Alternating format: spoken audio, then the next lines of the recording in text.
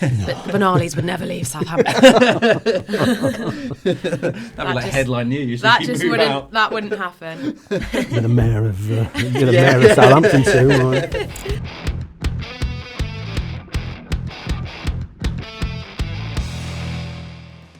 Hello and welcome to Beyond the Sport, the podcast that goes beneath the surface of sporting heroes, their highs, their lows and their inspirations from their sporting journeys. I'm Jim Daly. And I'm Kenzie Benali. And we'll be speaking to Olympians and Paralympians, Premier League winners, England Netball Roses, rugby stars and more. All to hear about their achievements and their successes. Joining us on today's episode is one of the country's most respected and honoured football coaches. With a footballing career that started at Burnley, ended at West Brom, via Norwich City and Manchester United, plus representing his country in an international versus Italy, this coach made his name as one of Sir Alex Ferguson's most trusted advisors. That's right, winning the Premier League, Champions League and FA Cup, but probably most known for popping a balloon. It's the one and only Mike Phelan. Mike, welcome to Beyond the Sport. Thank you so much for joining us on the podcast. We've got tons to get through with you today. Can't wait. First of all, let's talk about that infamous balloon popping incident. You're on the bench, you pop a balloon. Talk us through what happened next. Well, it was, I think the game was Chelsea. And all I can remember from it, having seen it numerous times now, because everybody seems to show it me and talk about it, I just remember, forget the game. The game's actually kicked off, it started, but just before kick-off, the balloon starts bouncing around in the goal area, in the goal 18-yard box area. And you know when something just fixes your mind? And the balloon just got into my head. It just suddenly, this balloon's in my head, and I thought, if that balloon comes near me, it's having it.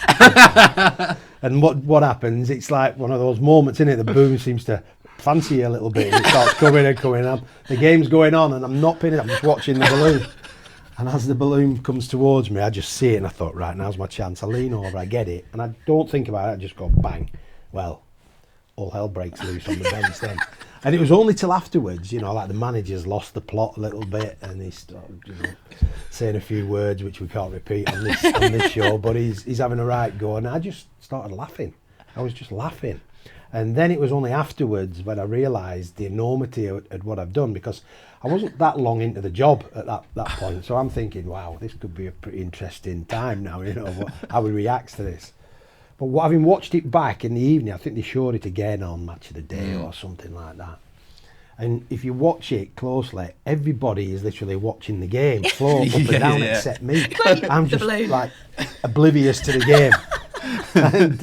And when I pop it and he goes off on one and I'm laughing, I'm just thinking, wow, let's see what develops. The next morning we're going to training and I'm thinking, this could be really, really tasty, it could be interesting. And he pulls me into the office and I'm thinking, oh, here we go. This could be like, this way or that way. It could go either way, this. And as I go in, he's sitting behind his desk, Sir Alex, and he has the sternest face that he possibly could have in the morning. I mean, he had some decent faces, the manager, at certain times, So I'm thinking, oh, and then he's sit down. So I sit down and go, that incident yesterday. And I'm thinking, and he starts to talk about it, and I can see him cracking up. As he's talking to me, he's actually starting to crack up himself a little bit. And then he starts to laugh. And I'm thinking, oh, wow. So I start to relax in my chair now, And the reason he did that was because he told me that when he got home, his grandchildren saw it as well on the TV. And they thought it was hilarious that grandpa had the shock of his life. Yeah. So to this day, I still thank the kids for giving me a job, you know what I mean? Oh, it's such that's a amazing. Story. So, yeah, it was just one of them moments where you're transfixed on something and it's just got to happen. But it's amazing how that attraction happens, you want to put it to bed, but it's not. It's coming. You can't get it out of your head. I'm in for a penny, in for a pound. Yeah. So I can't believe the only person in football that got the hairdryer treatment for popping a balloon. Yeah. No one else. That would never happen again. So he had quite a good sense of humour then, I guess, because. Oh yeah. Part of the role as a coach, assistant manager with somebody of that stature, is making them aware that there's other things going on as well. Not just totally focus on the job, even though it's important, but you have to chill them out now and again, and that wasn't what I intended. That was just a reactive thing. But ultimately, you have to play the role of managing the manager and managing players and managing part of the football club. So you just sit in that nice little grey area, really. No temptation to put more balloons and during another bad spell later on. No, one's enough.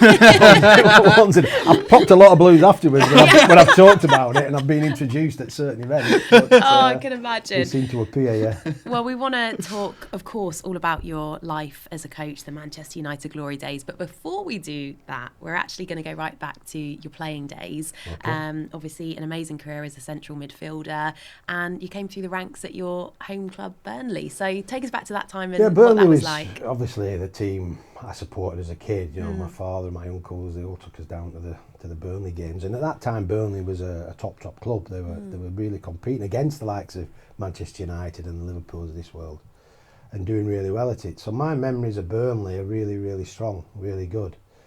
But ultimately then you want to be a football player, and you have that sort of moment, and you want to play for your local club. And I joined Burnley at 14 as a schoolboy, what was classed as a schoolboy then. So I was going down at school holidays and training and doing the odd days and doing the odd jobs the apprentices would do. So was that the YTS? Well, it would be YTS now, but it was just a schoolboy thing. So you got invited down for a week or 2 weeks in your break, and you joined in with those apprentices, really.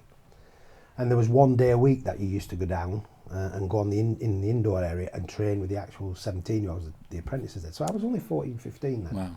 And that was a great learning curve in a way, because you're starting to be shoulder to shoulder with potential young professionals, so you get a little look in.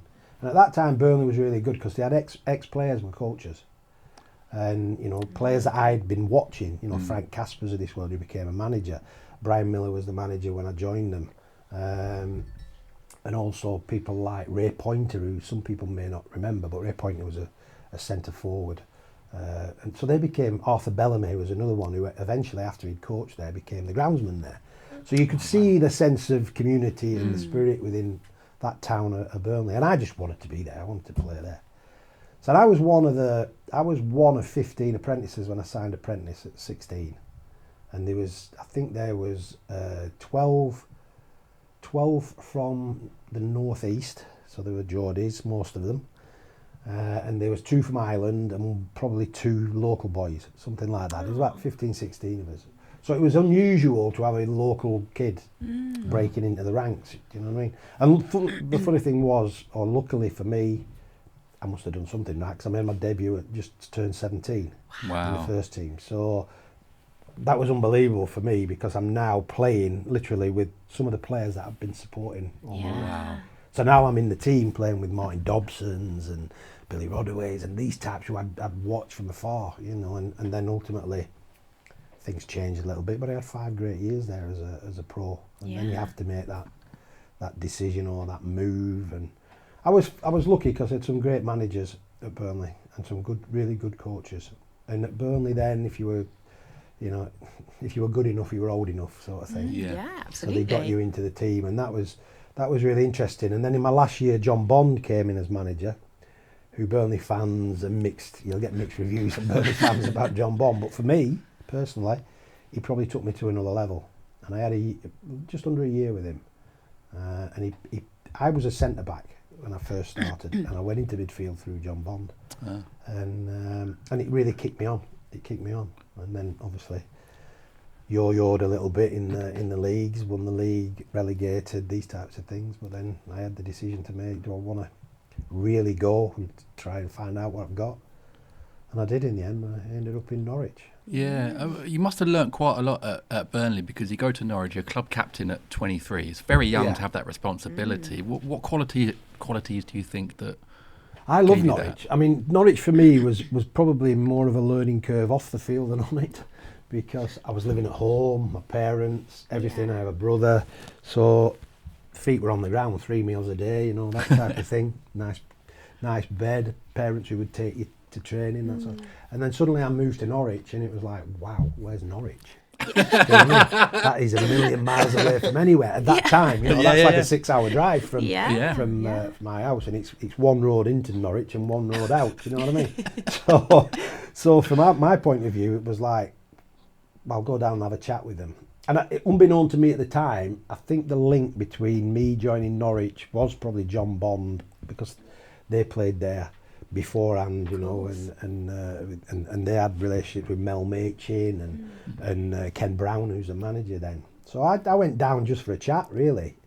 Took me all day to get there, had a chat. They sold it to me, and I said, who's my wife now, but she was my sort of, well, we weren't even engaged then. She was more or less girlfriend then, if you wanna go back that far.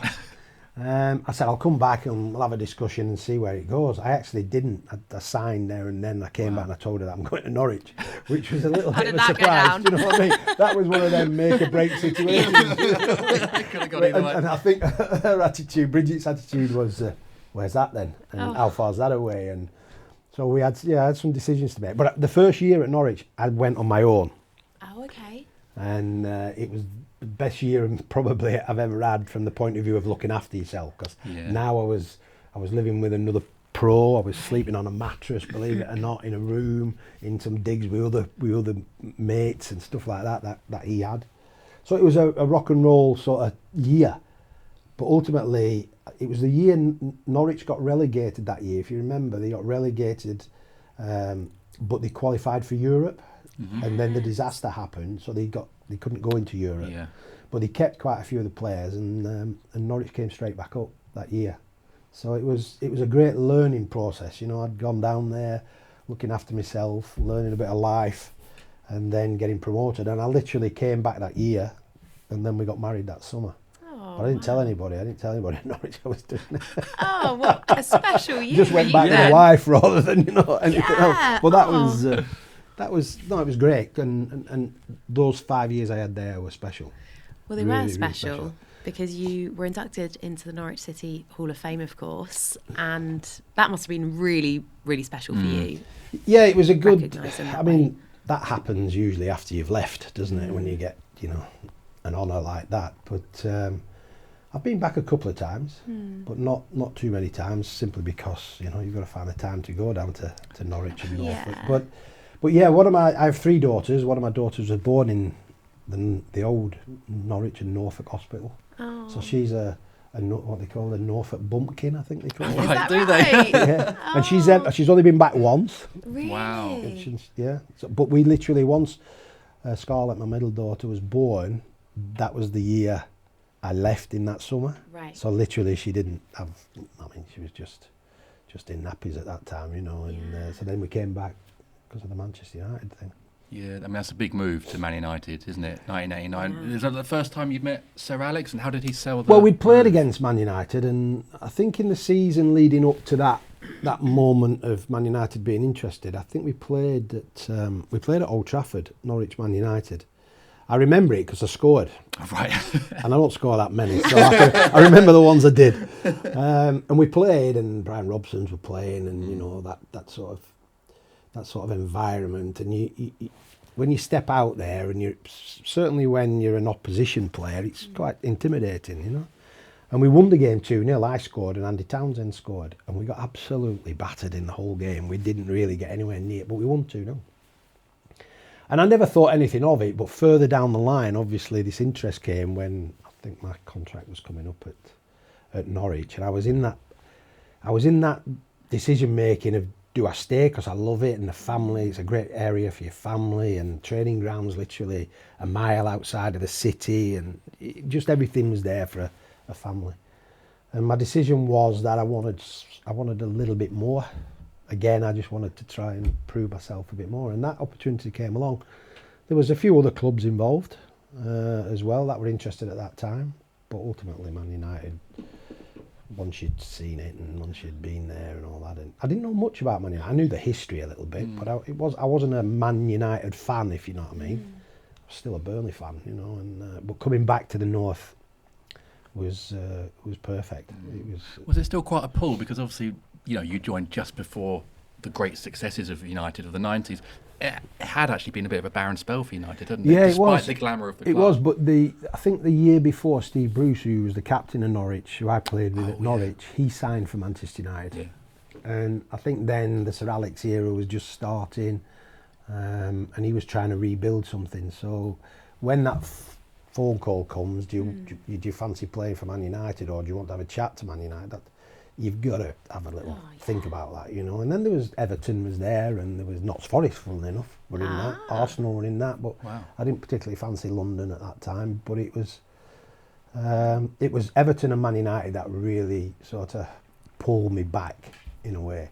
And I knew really that once I was starting to open those chats, and I did talk to Everton. Colin Harvey was the manager, and I really liked Everton. I loved playing at Everton. I liked the club. I liked what it was all about. And funnily enough, I spoke with Everton before I spoke with Sir Alex at Man United, and it was a crazy sort of day because I'd said, well, I'll do the morning at Everton and go and talk to their staff and see what the offers are, and then I'll go to United in the afternoon. So I was playing a bit of a dodgy game here because you know, you never know who you're going to upset and all that. But I did the Everton gig and I loved it. I thought, yeah, this is what I promised to go. I need to go to United. So I went up the motorway there. It's not that far away, really, Liverpool and Manchester. And the funny thing about it was, at United in those days, you parked your car where the museum is now. So it was sort of away from the stadium. Okay. But you walked across the car park, you went into the ground and up the stairs into the sort of the office area. But as I crossed that car park, Martin Keown was coming across the same car park, and he'd been in to talk to Manchester United. Wow. So we met and we played against each other and things like that. So we sort of saying, hi, how you doing? And I'm saying, I've just been to Everton and I'm now talking to Sir Alex. And he went, oh, I'm going to Everton now. So he was talking to Man U and then talking to Everton. So we literally said, oh, best of luck. Let's see what happens. He signed for Everton and I signed for Man United. And I think I got the better deal out of it over the period of time with the trophies and everything like that, you know. It certainly worked out well. But it just shows you how things transpire and how they all evolve really out of nothing in some respect. Absolutely, revolving doors, for sure. Wow. You mentioned Nottingham Forest actually when you were just speaking there, and of course you played in that infamous 1-0 win away at Forest. So take us back to Mark that Robbins game. goal. That was an interesting time because there was a lot of you could call it pressure, but as a player, you're shielded by that a little bit. I think the manager might have been under the spotlight. I'm not sure how much pressure he was under. But we started the season quite well. The first game, I think we beat Arsenal at home.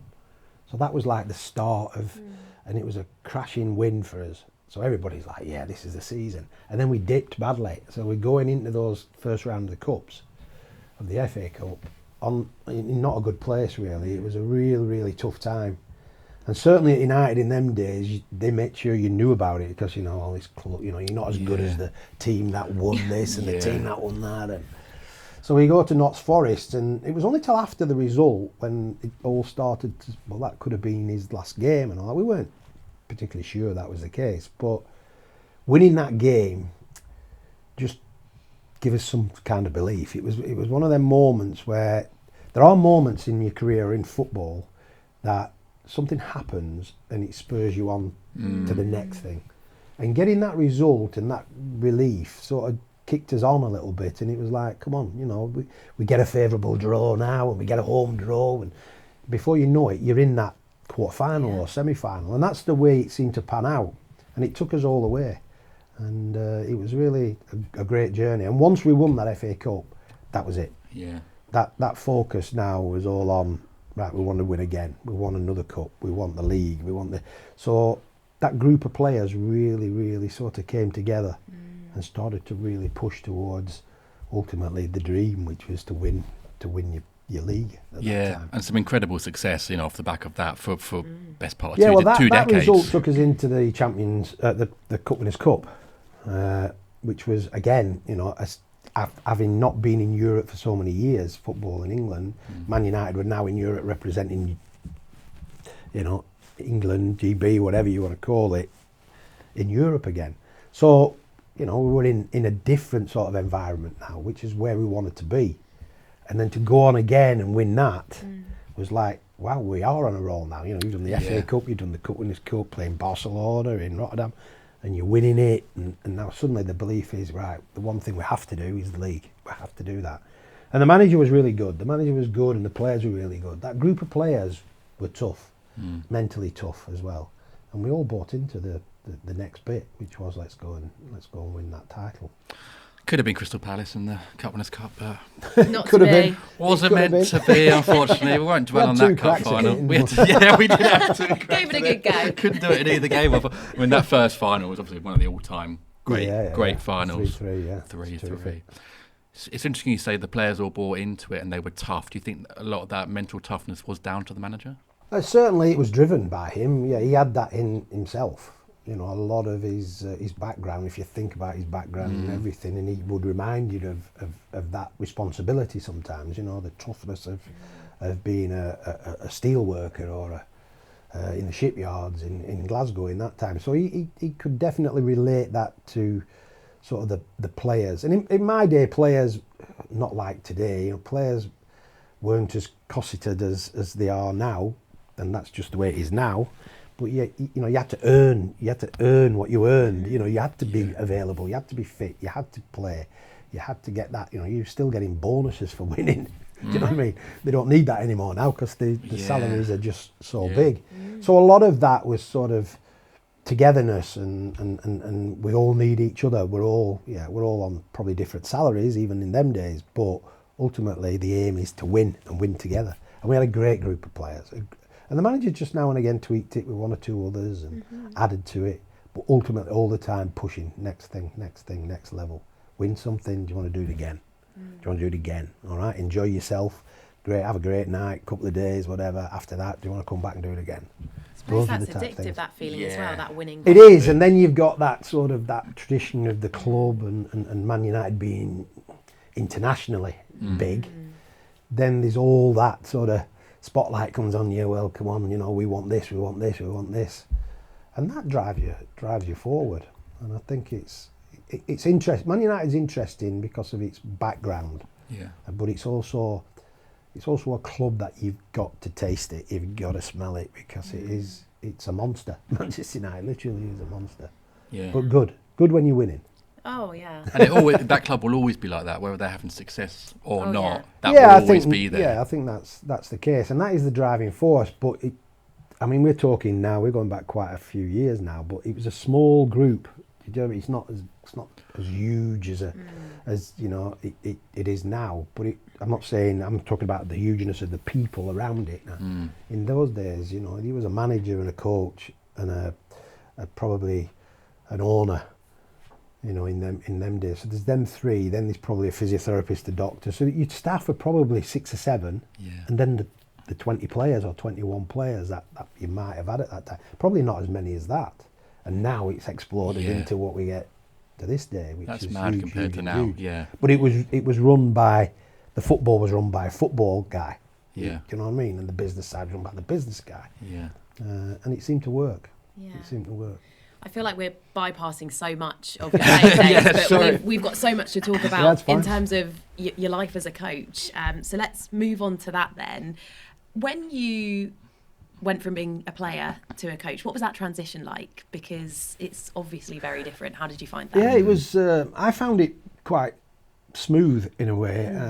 I'd already, before my career was starting to go on the dip a little bit as a player, you know, and not on the dip from the physical side of it. It's more where you're going to play, how many games you're going to play, does he really want you to play, you know, that type of thing, or are you just you're going to drop out of, you know, where you've been, and you're going to go on these little travels around and play out as long as you can. I didn't really get that to that point. Round about 30, I had an idea that what was I going to do? You know, you were like, well, where do I go from here? And am I going to drop right the way down, or am I going to find something else? And I started taking an interest probably from about 27, 28 onwards about coaching and thinking more about the game itself. Because when you're a player, you just think about yourself. You just think about yourself, your teammates, and having a good time and all that sort of thing. But then suddenly you think, well, coaching, I think I could do a little bit of this. And, you know, you start to think about tactics, or you start thinking about how you want your game to go, you know, how you want the team to play. And then I got to the point where I left Man United, I went to West Bromwich Albion, and it didn't work for me at West Brom. Bit of a disaster, really, in a certain way. But then I had the choice to go coaching whilst I was still, so I was about 33, I think I was. Body's starting to fail me a little bit, and I remember the manager at West Brom saying there's been an interest from Norwich. The manager at Norwich is looking for a coach or a player coach to work with what was then the reserve team. You don't call it that now, it's development squads. Yeah. And would you be interested? And I still felt as I could play a little bit. And knowing Norwich, I thought, yeah, this might be the start I need, really. And Gary Megson was a manager, terrific, Gary, really. But I'd only known Gary through playing against him. Yeah. And Gary was the most antagonistic player ever, honestly. Ask anybody. You know, redhead, ginger-haired guy, you know, wanted to fight the world. Had a sharp tongue, everything like that. And I thought, Gary, okay, I remember him, played for Chef Wednesday. And yeah, let's go down and have a chat again. So I went, and I loved it. And he said, I want you to come in, take the reserves, and play if you want. And that was sort of in January, February time. So I said, yeah, I'd like to give it a go. So again, back down to Norwich. I'm about to get the map out. Well, they had dual carriageways then. They were single roads then. But I went down and I started, and there was another coach there called Mick Wadsworth, terrific. He was like an FA coach, done the rounds, very, very intelligent, good coach, really good coach. And luckily for me, I think Mick took me under his wing a little bit, you know, so I've gone in there and he helped me. He helped me plan things and think about it in certain ways, and he was a really open guy. But it only lasted three and a half, 4 months. And then Gary obviously lost his job, and I was sort of in this moment of, where do I go from here? But I was really into coaching, and I tried to coach. When I first started, I coached what the players would want. So I was just fresh out of being a player. So I was thinking, well, I can do that and do that. And I remember the coach doing this. So I was just really copying and making the players feel really good about themselves. But as it starts to grow, you start to think about, well, yeah, the players need a bit of that, but they also need a bit of this. Yeah. Do you know what I mean? And you can't always be a player. So now you have to think a little bit differently. And that early part at Norwich gave me that understanding. And then I left Norwich when Gary left, because Gary got a job at Blackpool. And again, it was very similar to me direction as a player. And but this time, I'd only been coaching the reserves for 3 months, 4 months. And then Gary got the job at Blackpool, and he asked me, would I fancy going to Blackpool? Again, going back north, back to the northwest where I'm from and what have you. But he offered me the assistant manager's role. So now I'm thinking, wow, this is a jump up again. And that was an interesting time. So I said yes. I went to Blackpool. We had a couple of decent years there. A little bit of turmoil here and there at the time at Blackpool. But ultimately, it was progress. It was like, so in that 2 and a bit years, I learned a hell of a lot, you know, dealing with more senior players and not just that younger element. And then I stopped playing then, you know, you've got to really call it quits sometimes. You know, you've got to know when to do that, because if you start to be the coach and you start getting in there with the players and one or two of them don't fancy you, you know, you're going to cop for one now and again, you know. So I decided I'll pull away and just be a coach. And it blossomed from there. You know, it was Blackpool, it went to Stockport, successful at Stockport. They was in a higher division again. So again, the building blocks were in that direction. And I really enjoyed it. And then it was really through, you know, if we go right into the Man United bit, it was really through Stockport releasing me really and sacking me. Because the manager got sacked, and then things transpired at Stockport where a new guy came in, didn't want me there.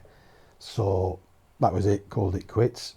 And it was again a phone call from Sir Alex, who just said, come on over to the training ground and have a cup of tea, a cup of coffee, and we'll talk about football and all that, and get you out of the house for a couple of hours, you know. So I went down, and he offered me a job. He offered me a job at Man United as second team coach.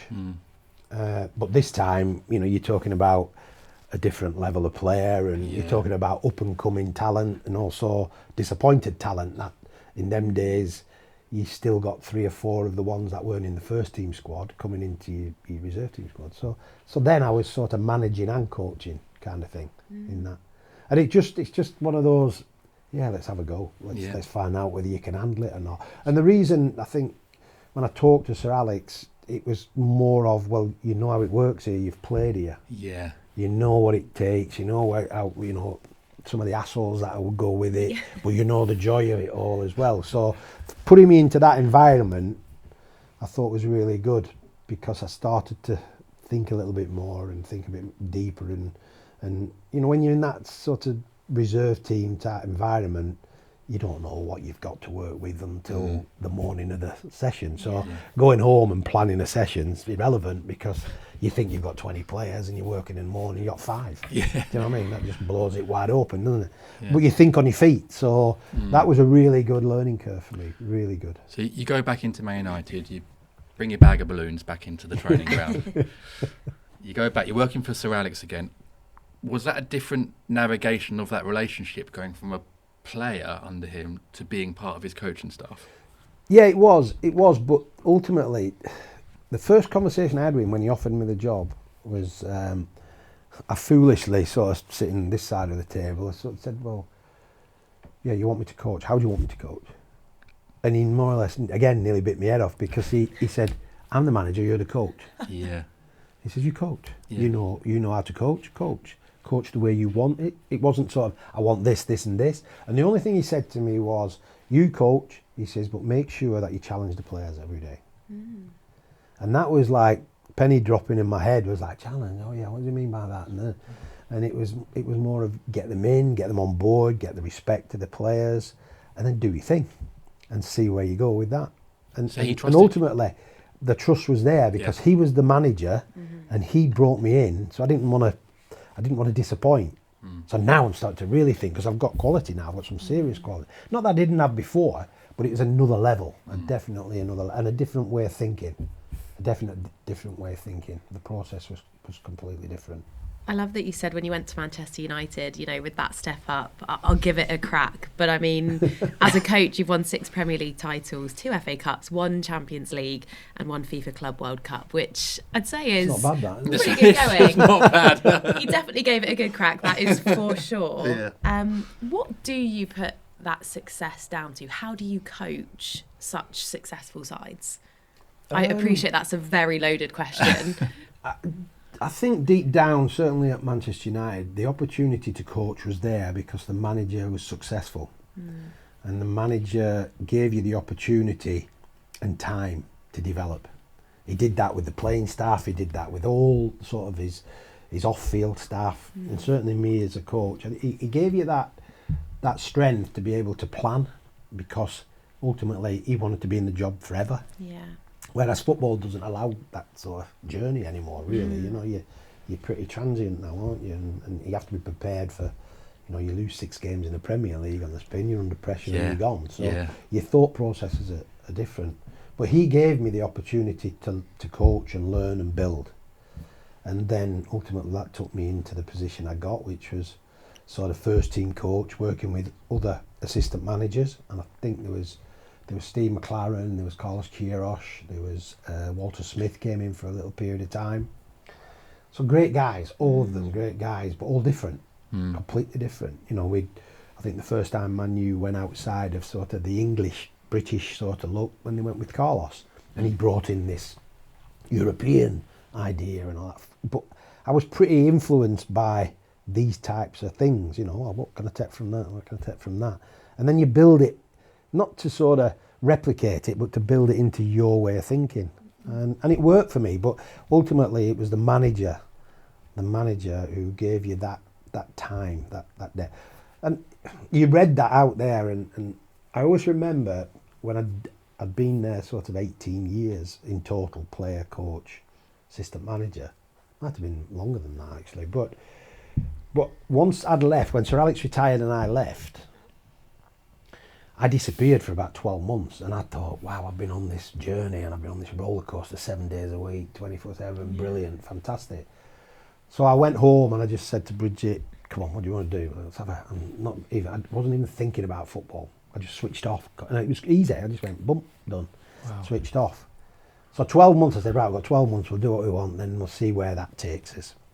And after about 12 months, 13 months, I remember somebody asking me would I do a little junior presentation, one of the grassroots clubs.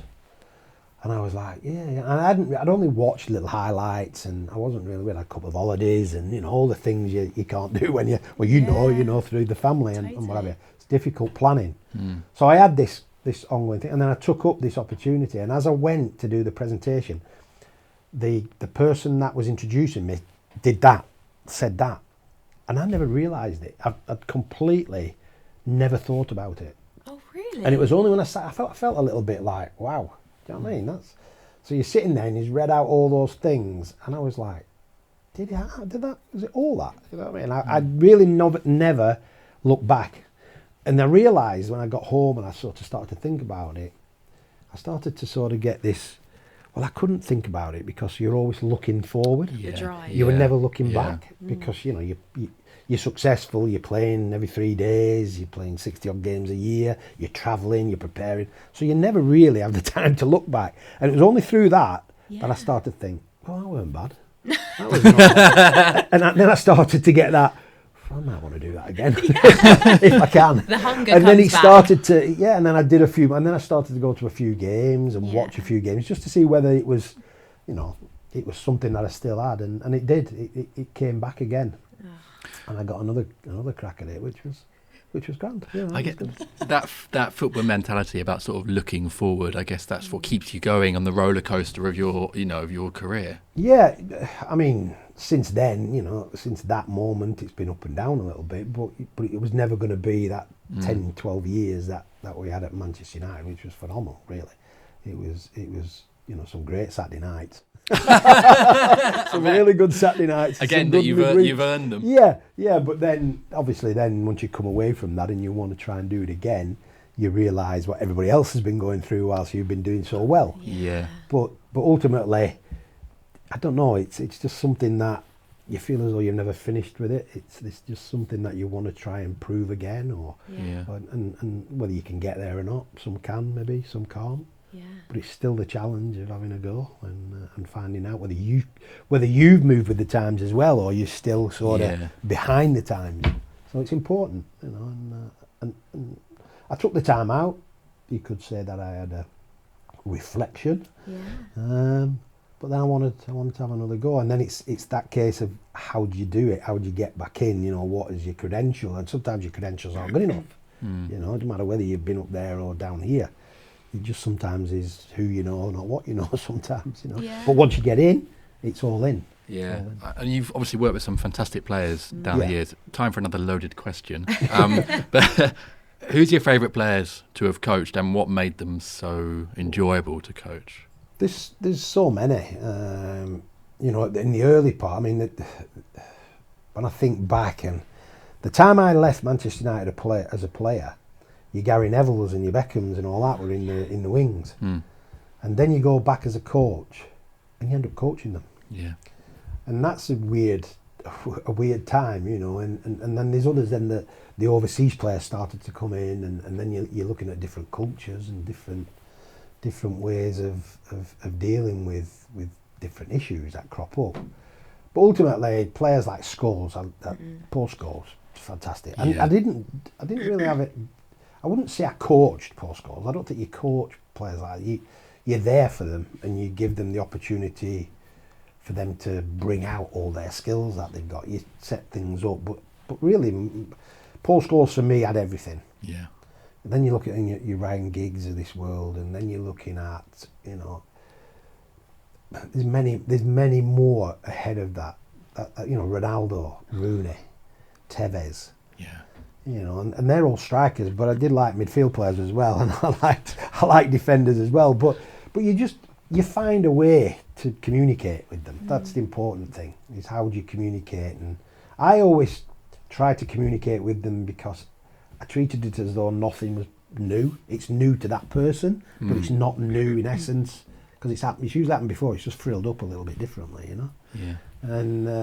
And I had spells at United when not everything was rosy as well as a player. So my relationship, when some players are feeling it's tough and all that, I could actually have a Relate. conversation with Yeah. them and go, wow, you're not the first person that you're struggling, and you'll not be the last. And then you can tell a story or relate, and it's honest, Yeah. and you can get through it, and you can come out the other end, and you've got to work at it.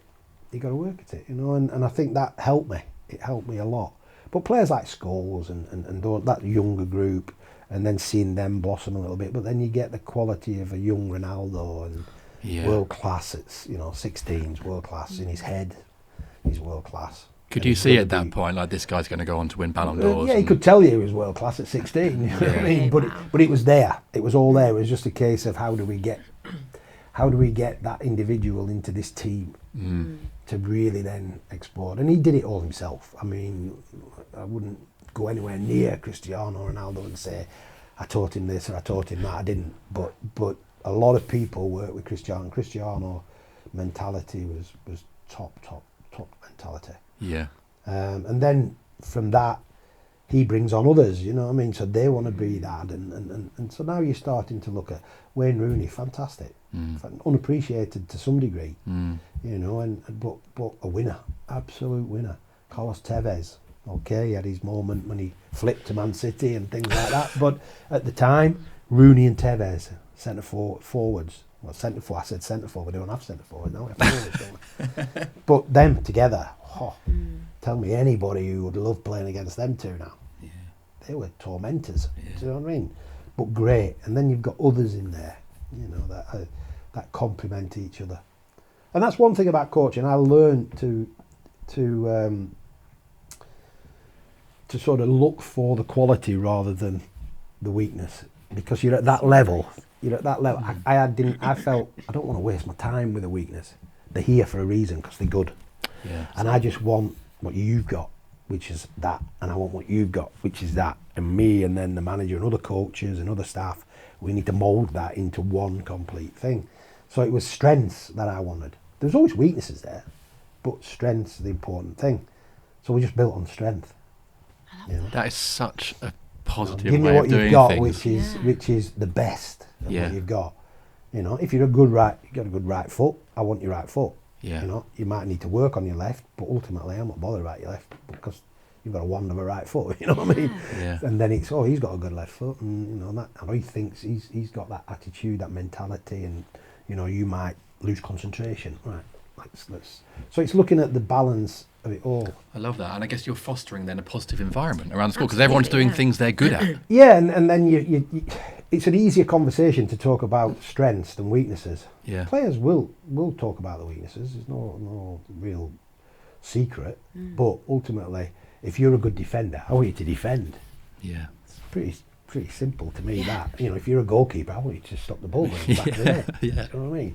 That's what them gloves are for. Them big gloves that you got on your hand. You know what I mean? If you can't use them, then what's the point? You know what I mean? You make it sound so simple, but really, but to me, I kept it simple in a way because I just thought the game was simple. It's a privilege to be in that position and just go out and enjoy yourself and bring your best onto that football field. And sometimes it works, sometimes it fails, but over a period of time, if you've got a good group of people, you only need 9 out of the 11 to probably be at their best. The other 2 may be just not having the best of days, but the 9 will carry you through, and then next week it might be another 1 or 2. And so you foster that culture of winning mentality, and how do we do it, and we need each other, and I need what you've got, and you need what I've got, and you build from there.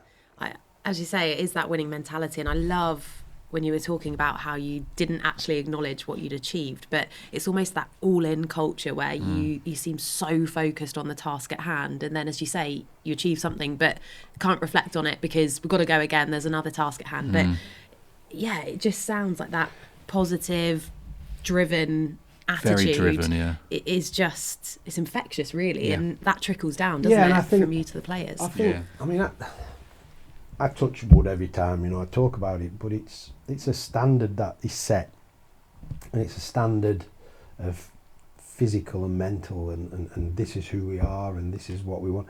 So once that standard's set, and ultimately that's set by your manager or your head coach now, or whatever, then you foster that a little bit. So now the acceptance of everybody is, well, I'm here because this is the standard, and I have to be at that standard.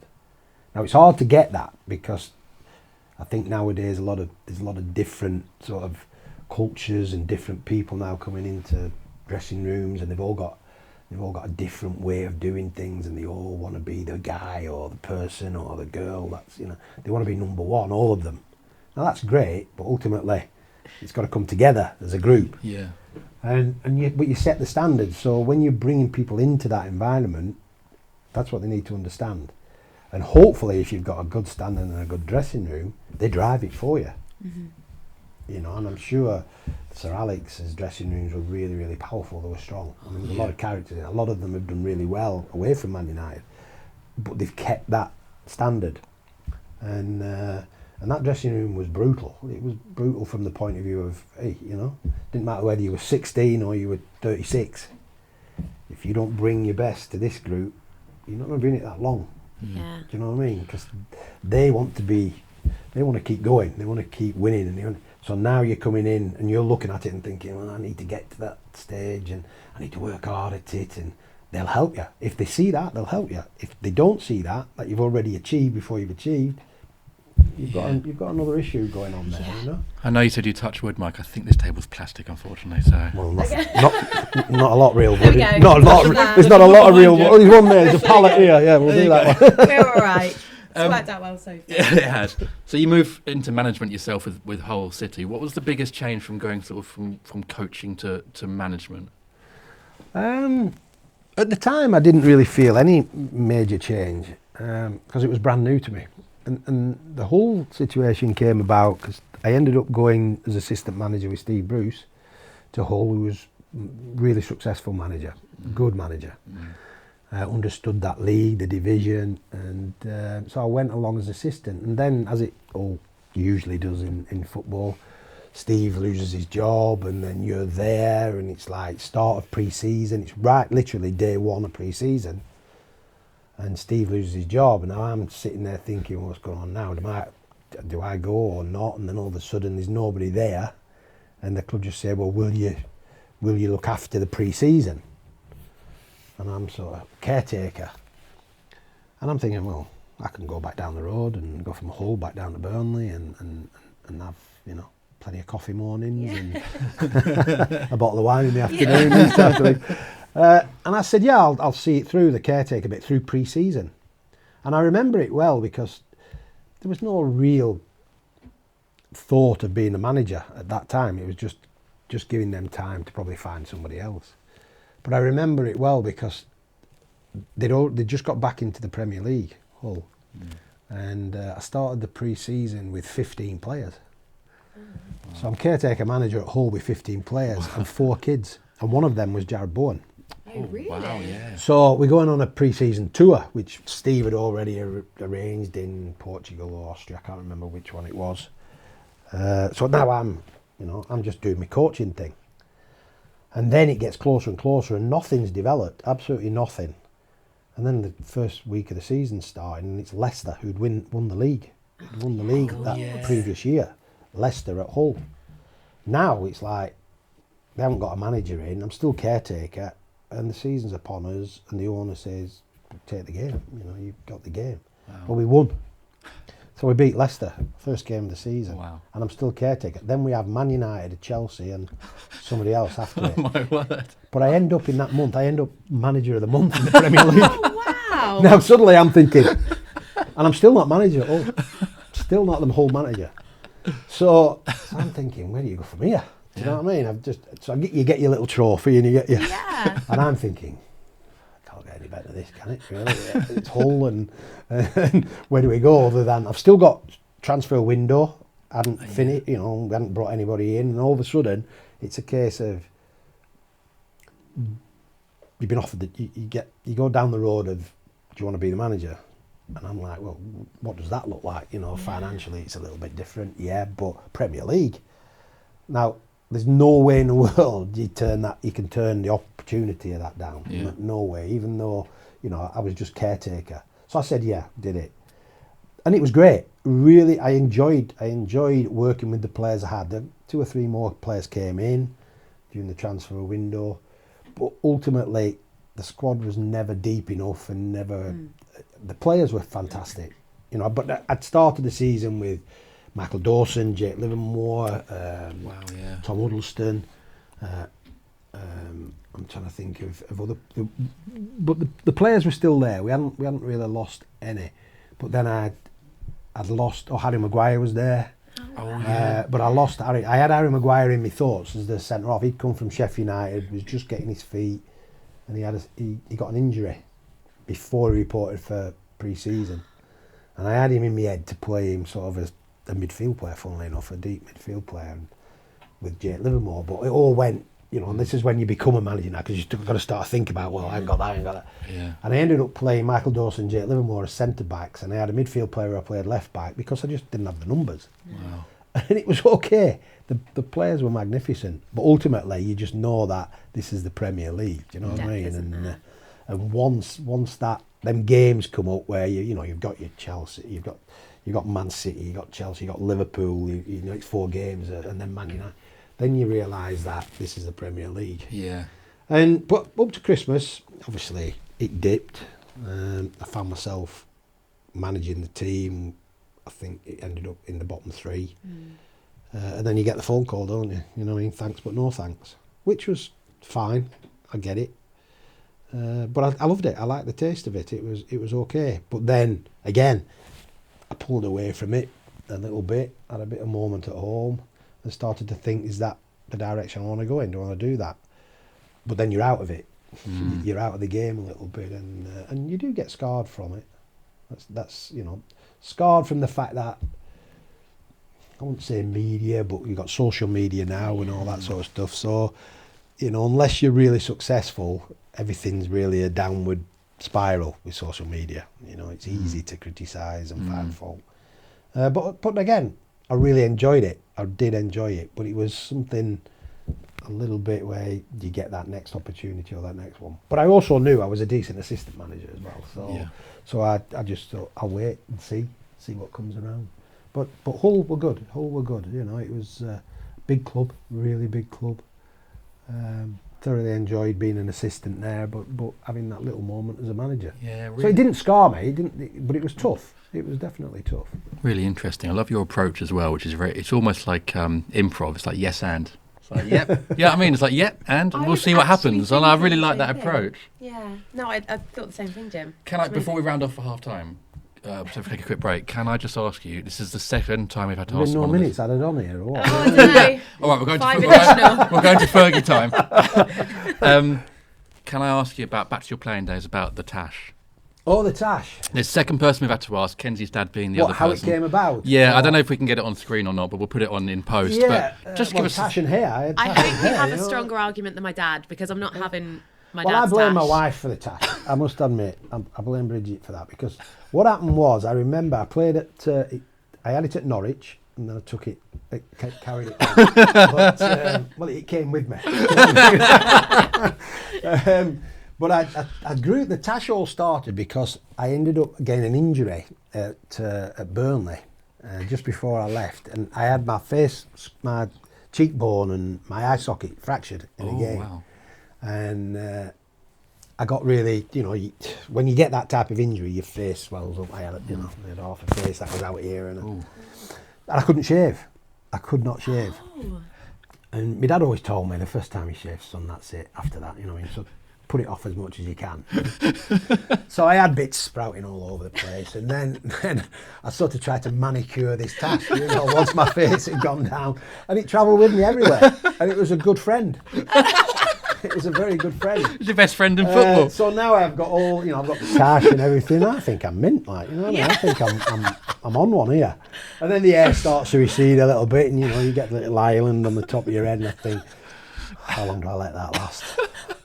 And you find a bit more on your pillow, don't you? You know, every morning you wake up, there's a bit more on your pillow, and you think, that's got to go. So in the end, I did it. I just got rid of, I shaved the hair back, because no point having curly long hair, and it was a bit wavy. You know, I was a bit of a dude then. Yeah. And Bridget sort of said, keep the Tash, and I was like, no, it's got to go. It's getting a bit straggly now. But I whipped it off one one match day. I just took it all off, and as soon as, everybody just looked at me in a different way and everybody said, "Christ, you look a lot younger now. You look way younger." And I'm like, "Yeah, well, maybe I do." And Bridget's like, "What are you taking it off for?" So now, I've got too old now. Don't buy as many shavers now, and this seems to be the in thing. If you can, stubble, you can. I can't grow it on my head anymore, so I might as well grow it on my chin. Oh. But that's how the tash all came about. And every picture I see now with the tash, I think, wow, why did I have that? Yeah. And I blame Bridget for that. It was That's your a good fault. idea. You should have told me to get rid of that. And my 3 daughters should have told me to get rid of that. What a great answer. I'm so glad I asked that question. Right, I think it's time for a quick break, so join us back in a bit. This episode is powered by Shoshin. Shoshin are here for the up-and-comers, the never-giver-uppers, the risers and the fallers, fueling the journey of all athletes with quality products. For every kick, hit, pass, Shoshin are there. Sharing your passion for nurturing athletes. Together, we can empower the next generation of athletes, one game at a time. Ready to play. Set to improve. Shoshin. To find out more information on Shoshin and where to purchase their amazing products, visit www.shoshin-sports.com.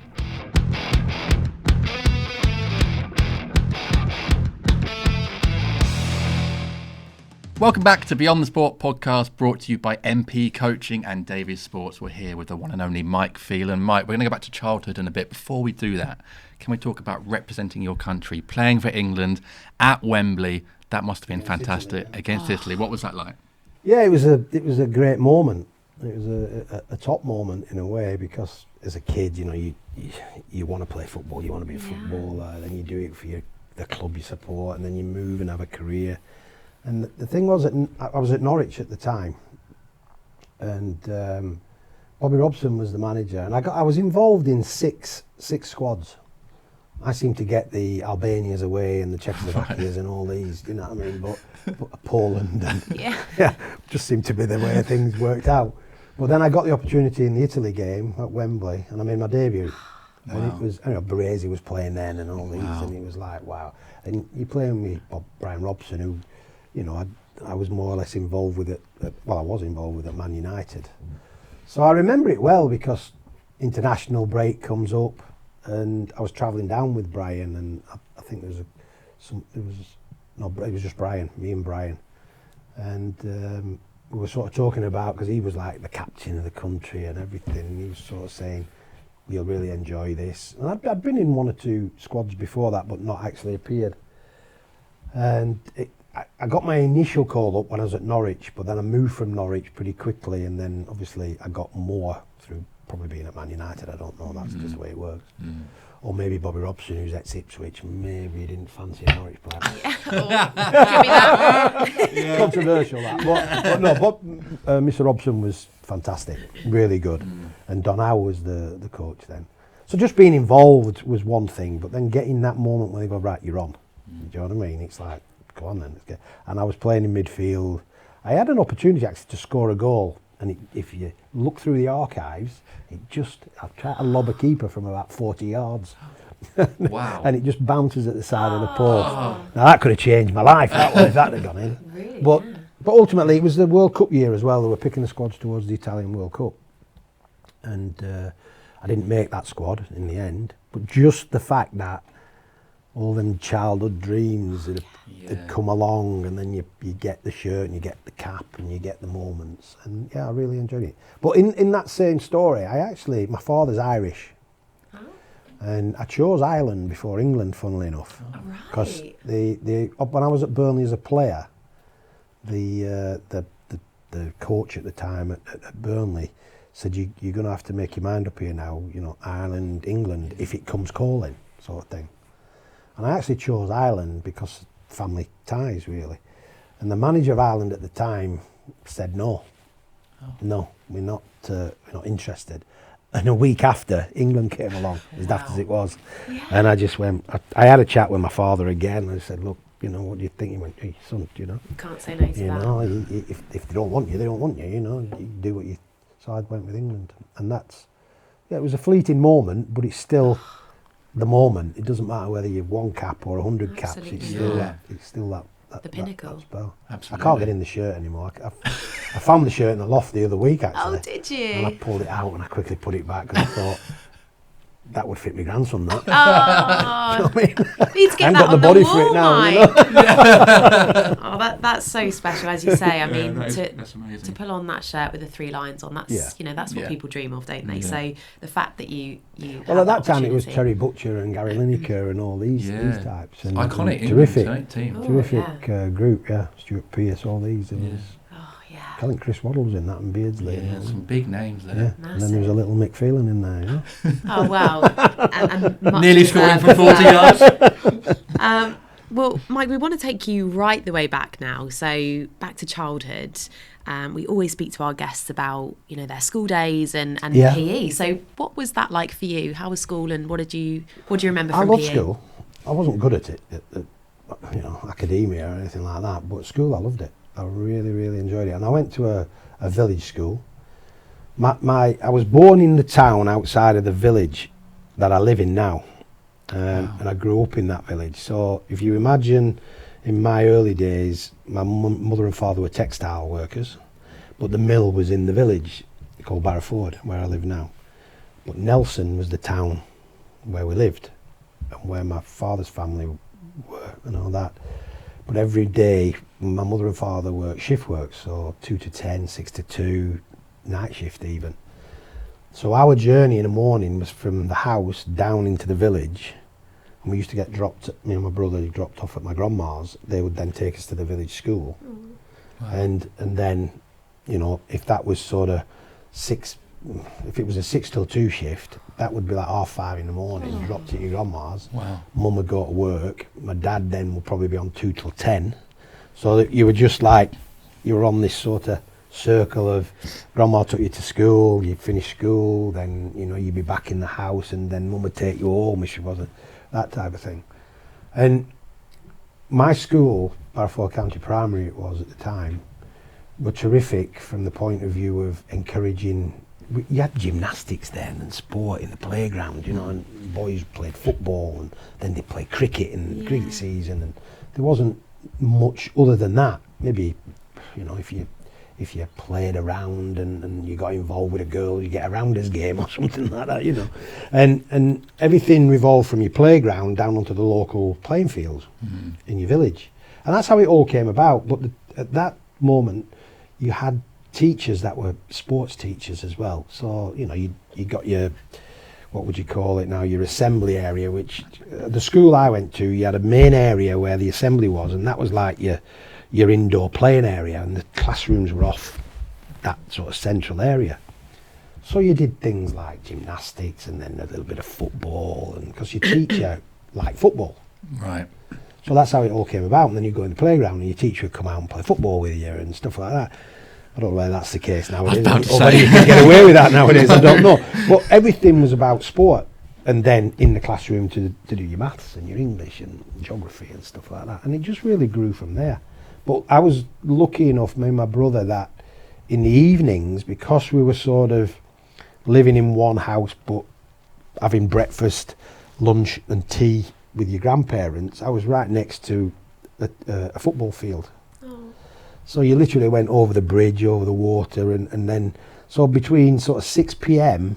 and 7 in every evening, the workers from the textile mills, my dad included, would come have a game of football on the local rec. Wow. And that was our moment to go and play with the dads, your dad and the thing. And my dad didn't play football, he wasn't, but for that moment it's their break time. Yeah. And we used to go and just join in, and that's when it all starts to evolve, and it's just that's crazy. Where it all began. I love it's crazy. that. That's where it all began for us, yeah. And then you'd totter off and somebody would take you home then, your mum or your dad, whoever it had be at that time, because the other one was on the back shift. They'd take you back up, and it all started like that. And for me, school was that, I was lucky with teachers. I had some great sports. I mean, this is how daft it is, I still now see the headmaster of my school, my junior school. Do you really? Not the first one, the second headmaster, who taught me and took me through all the football things from sort of, let's say, 9 to 11, and I still see him now to this day. He still lives in the village. Oh, Wow. John Wright, and he's got all the pictures of when we were little skinny, spotty kids and all that That's lot amazing. in the school team, and still some of my friends are still around that were in nice that memories. team, and yeah, we still have those chats. And then I went to senior school, which was outside of my town, and again, Mr. Granfield and Mr. Feather and a few others, Mr. Hindle, encouraged sport. They were, and I think at that time most teachers had sports qualifications as well as, whatever they had, English, maths, or whatever. So they taught in the classroom, but ultimately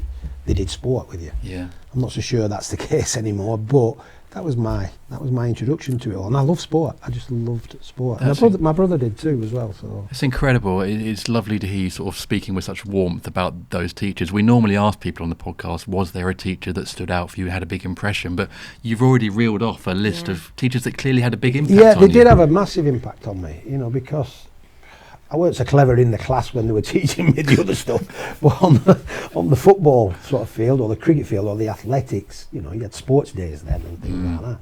Yeah, I was pretty keen on that. I really enjoyed all that stuff. And that school's still there. I still live in that village. I wanted to live in that village even when I was at Man United and when I was at Norwich, and when I always wanted. And I'm now in that village, and my family are in that village, and Gone full my circle. kids. So it's like, yeah. You've clearly got a really strong connection to where you're from. Yeah, my background's important. Like I say, my dad's Irish. He came over with so many brothers, and I have so many uncles and so many aunties. You forget them all sometimes. And you don't mean I'm to, the same. Yeah. But that's the way it worked, and they came over because of work and my grandparents and things like that, and just in that environment, that area. And then obviously there was a mum's side, who were pretty local to that area. So yeah, I've got a nice connection there. And my kids and my grandkids are there now, so it's okay. It's good. I wish it were a bit warmer now and again. You know what I mean? As you get older, you want the warmth, don't you? Hey, I'm from the sunny south coast, and I could do with it being. Hey, it could be warmer down there too. So I hear Not you. Southampton, surely. Believe it or not, we still get cold weather I don't and rain believe down that. there. Not the English Riviera. I know we've spoken about your time as a youth player, and I just want to kind of fast forward a few years from primary school days, because you've obviously experienced that academy life, and you've seen it as you've developed as a player, as a coach. Yeah. It's changed so much, because I imagine 70s was very much a culture of cleaning boots and learning from the pros. We don't see that now. So I guess, what do you make of the transition of the way academies are now from the way they were when you experienced it? I think it was the natural progression anyway. Everything gets developed over a period of time, doesn't it? And things get introduced, and there's new rights now and safety issues and everything like that. I mean, you wouldn't even get away with some of the things that we went through as young apprentices now.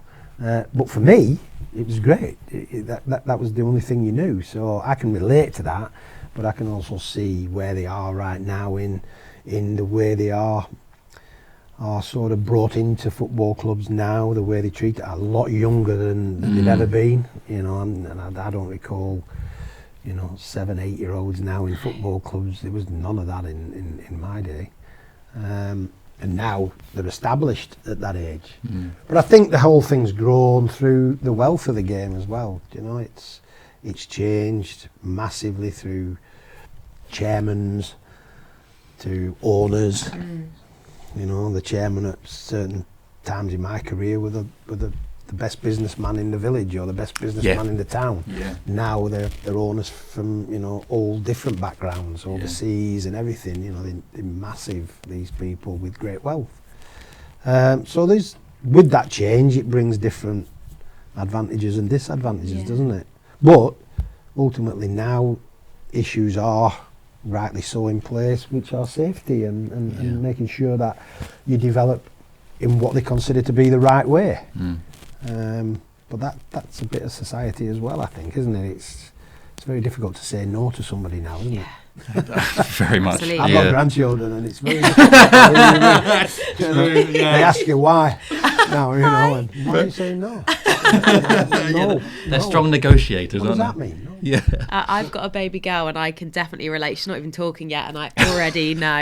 Yeah, but we move with the Yeah. times. And Absolutely. sometimes it's something you appreciate, and sometimes it's like, wow, that's baffling. But That's a whole other podcast. But it is, yeah, it is. But I think it's there for the right reasons. Yeah. Whether it's producing what it needs to produce, I don't know. But then again, we're looking at the production line a bit differently now.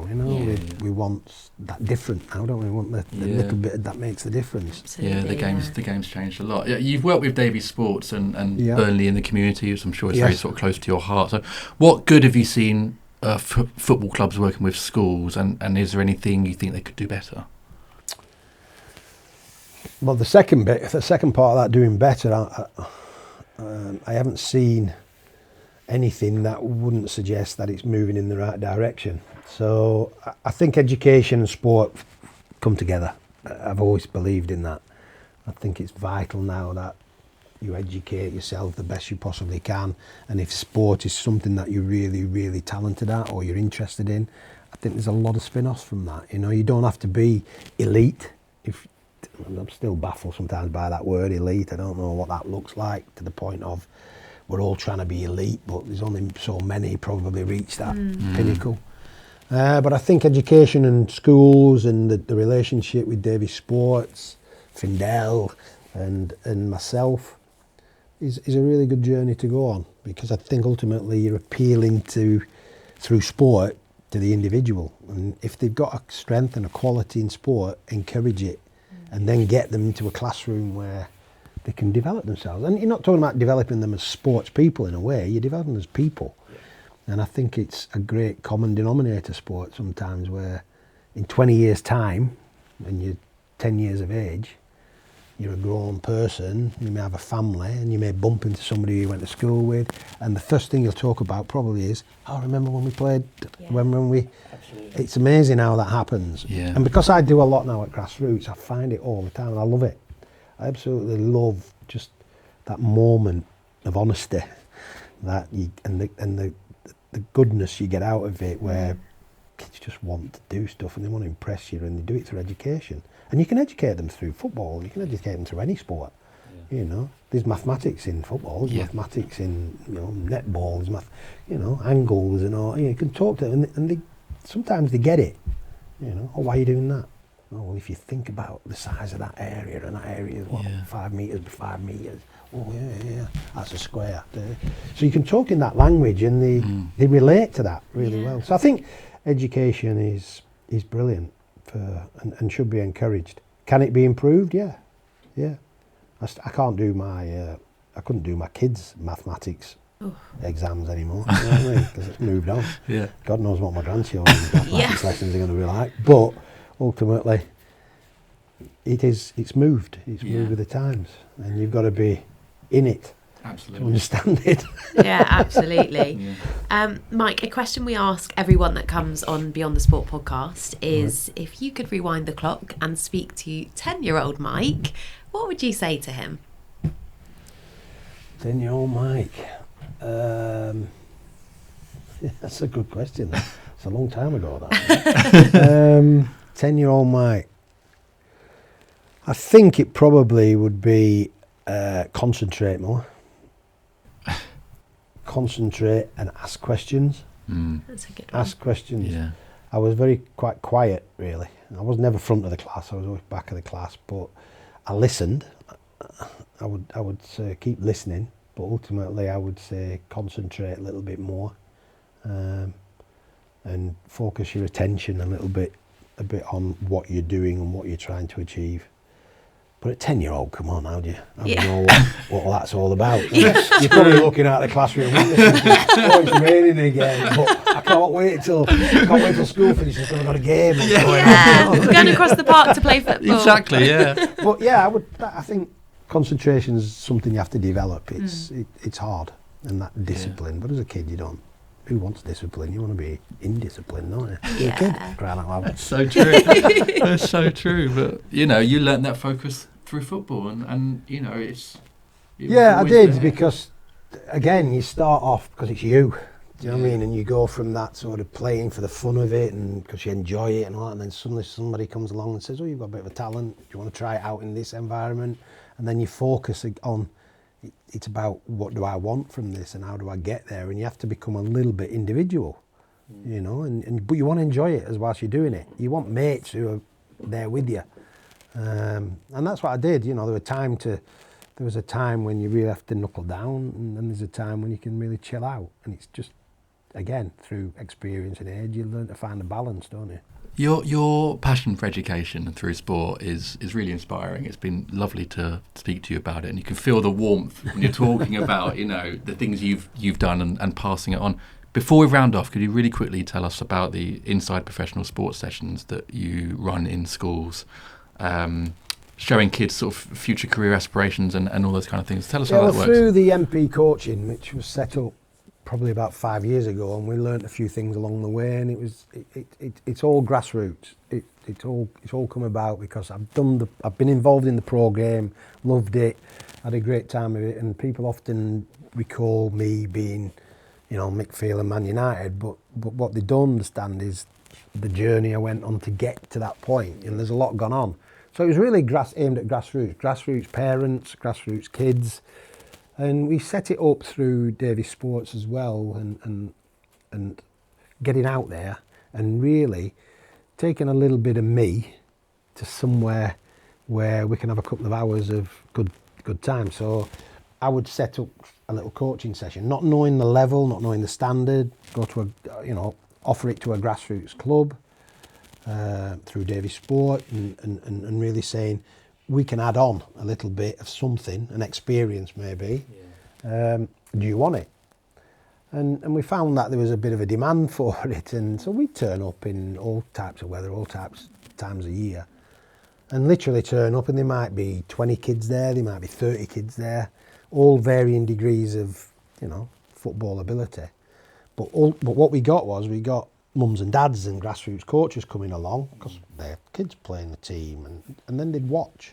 And now I wasn't teaching them to be coaches. That wasn't the ultimate aim, but it was reinforcing really a lot of what they're doing.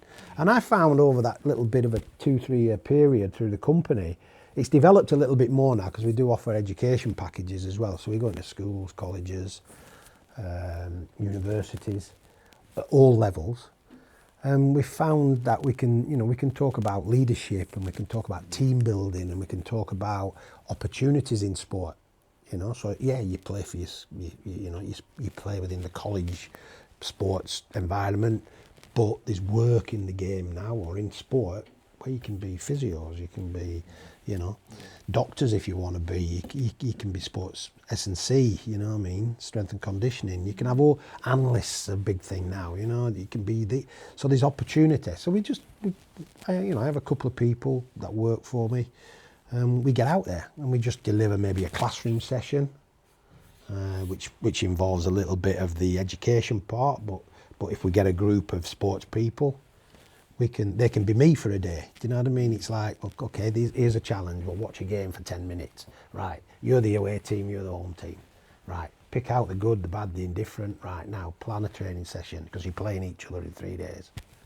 This type of thing. So now and then we get in and amongst it and we have a chat about it, and then I deliver my coaching points that I would look for. They deliver theirs. And then ultimately in the room we come together and we say, right, what is the most important things you want to get out of this, what we've just done? And they'll say, want to score more goals. Right, we'll put together a practice. We'll go out and practice it on the field for an hour. I love that. So it's evolved. It's a little bit more than that. But originally, getting groups of like-minded parents is who are trying to coach, because it's their time and it's amateur and grassroots. It's difficult for them, you know. And really, it's just going and saying, hey, well done, you know. Think about that. Don't take it too seriously, and you know, that winning mentality at 7 years of age. Oh, wow, brilliant, great, fantastic. But really, maybe think about it a little bit differently. But then getting more and more people in a room to talk And then what we do at the grassroots, we go to one club, we'll do all that. They'll watch it. Some kids will get the enjoyment. Then we'll go in the bar afterwards at the club, spend a few bob and have a drink and talk about football, and let the parents from different local clubs talk about, because they're all doing the same thing. They're all going through the same thing, and I just think they get left out a little bit, because it's lonely being a top manager. It's lonely being a top coach, but certainly as a parent who wants to do the best he can, it's nice to talk to people like-minded things, and they're all suffering the same way, you know. Yeah. And it's funny, as you're talking there, you were talking again about the focus on the positives, focus on the positive angles. Would that be your message to grassroots coaches, teachers, grassroots parents, to keep finding the positives? Yeah, well, what I always end up saying, really, comes round to it in the end, is no matter who you are, whether you're a mum, dad, coach, whatever, just bring your best self. For that 1 hour. It might be 1 hour a week and then a game at the weekend. I don't know how different clubs operate differently, but ultimately when you've got those children, that's the best hour they want from you, isn't it, really? And you know, as a grown-up, we all have those own little moments, don't we? But they don't want to see that, do they? They want to see the best you.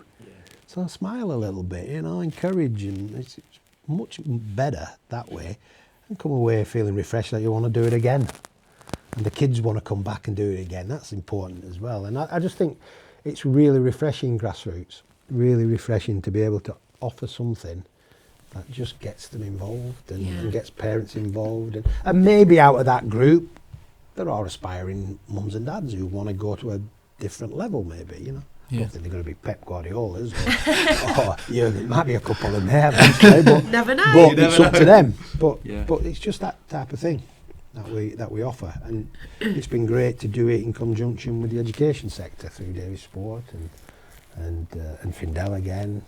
I think it's really good to do these moments, and hopefully we'll do more of them. Oh, well, please keep doing more of them, because it's great work. And Mike, it's been an absolute pleasure having you on the podcast. Thanks for sharing your story and your memories and your expertise. It's been great. Thank you, Mike. Well, we hope you've enjoyed that episode. If you want, you can find out more about MP Coaching and Davy Sports at the links below. But until next time, we'll see you again soon. Bye for now.